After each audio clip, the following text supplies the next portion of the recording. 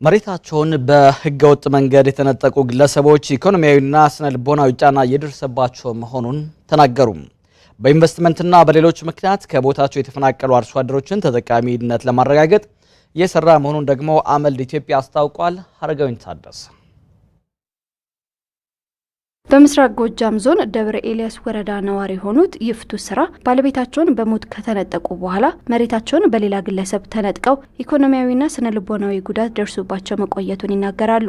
ጥያቄያቸው በህግ መፍትሄ እንዲያገኝ ቢሞክሩም ስርዓቱ እንዳረዳቸው ያነሳሉ። ባለቤቴ ሲሞት ጀምሮ መሬት ያው በባለጉልበት ተነጥቄ ነው የቆየው።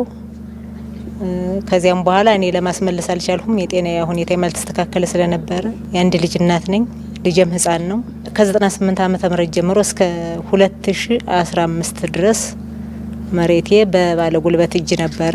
በህግ ለማስመለስ አንደኛ አቅም የለኝም፣ ሁለተኛ ደግሞ በዚያን ጊዜ የነበረው ስርዓት ሴቶችን አይደግፍም ማለት ነው የምችል ከራሴ መነሻ በማድረግ ሴቶችን አቅመ ደካሞችን አይደግፍም። እንዲያውም አይደለም ድጋፍ ቀርቶ ከቢሮ ውጭ እስከመባል ድረስ ያው ሌላ የእንትን ነጻ ሴቶች ጉዳይና ፍትህ ነው የነበረ በዚያን ሰዓት ይርጋ ይገድባል እስካሁን ተዘብዝፈሽ ኖረሽ የማለት እንትን ነው ያሳዩኝ እንጂ ጥሩ ፊት እንኳን ራሱ ቢያንስ ጥሩ ፊት ነው ግቢ ተቀመጭ እንኳን ብሎ እንትን ያለኝ ሰው አቀባበል ያደረግልኝ ሰው እንደ ይፍቱላ በክልሉ ሴቶችና አካል ጉዳተኞች በትዳር አጋሮቻቸው በቤተ ዘመድ እንዲሁም በአካባቢው ማህበረሰብ በህገ ወጥ መንገድ መሬታቸውን ተነጥቀው ለተለያዩ ችግሮች የተጋለጡ በርካቶች ናቸው። ችግሩን ለመፍታት አመልድ ኢትዮጵያ ከአጋር አካላት ጋር በመተባበር እየሰራ ስለመሆኑ አንስተዋል። አሁን ባየነው ወረዳዎች ኢንቨስትመንት አለ። ኢንቨስት ሊያደርግ የገባው ባለሀብት የሚጠበቀው ከነባሩ አርሶ አደር የተሻለ ቴክኖሎጂ የሚጠቀም የተሻለ እውቀት የሚያመጣ እና ምርታማነትን በጣም በጥፍ ጨምሮ ትሩፋቱ ለሌሎቹ የሚደርስ መሆን አለበት። መሰረተ ልማት ይገነባል ተብሎ ይጠበቃል።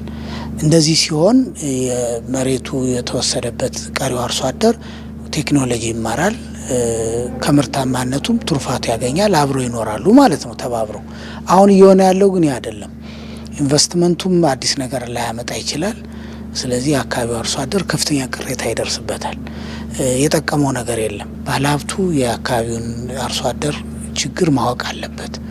የአካባቢው አርሶ አደር ደግሞ ባለሀብቱ የመጣው ሊያግዛቸው ሊያሳድጋቸው እንደሆነ መረዳት አለባቸው የሚል አንድ ትልቅ ነገር ነው። የመሬት አጠቃቀምን ፍትሐዊነትና አካታችነት ለማረጋገጥ የሚሰራው መሬት ለህይወት የአማራ የባለድርሻ አካላት ጥምረት ፕሮጀክት ላለፉት 1 ዓመት ከ7 ወር በክልሉ 2 ወረዳዎች ላይ የሙከራ ስራ ሲሰራ ቆይቷል። በነዋሪው ህብረተሰብ አዲስ ለማልማት በሚመጡ ባለሀብቶች ቋሚ ውይይት ቋሚ ስምምነት እየተደረገ ከሄደ መሬትን በተሻለ ውጤታማ በሆነ መንገድ መጠቀም ይቻላል። 1 ዓመት ከ7 ወር ቆይቷል።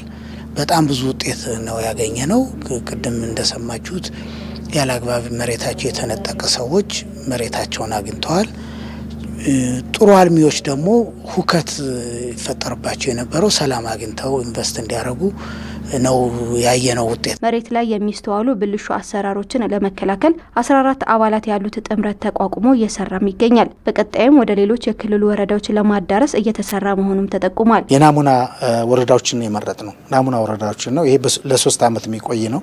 ግን በቀጣይ ይሄንን ተሞክሮ ይሄንን ጥሩ ተሞክሮዎችን ቀምረን ሰንደን ወደ ሌሎች የክልሉ ወረዳዎች ማስፋት ወደ ዞኖች ማስፋት ምክንያቱም ችግሩ ሰፊ ስለሆነ በዚህ ሊቀረፍ ስለማይችል ማስፋትና ቀጣይ ስራ ምን እንዳለበት ለዚህ ደግሞ የሚሆን ሀብት ማፈላለግ ያስፈልጋል።